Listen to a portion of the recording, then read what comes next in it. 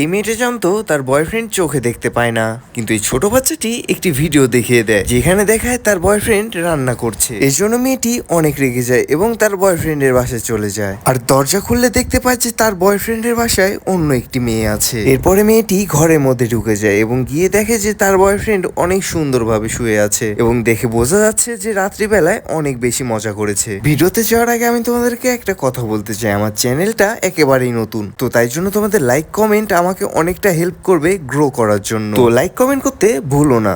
Back to the video. এরপরে মেয়ের বয়ফ্রেন্ডের সাথে থাকা মেয়েটিকে ছেলের গার্লফ্রেন্ড জিজ্ঞেস করে যে তুমি এখানে কেন এসেছো।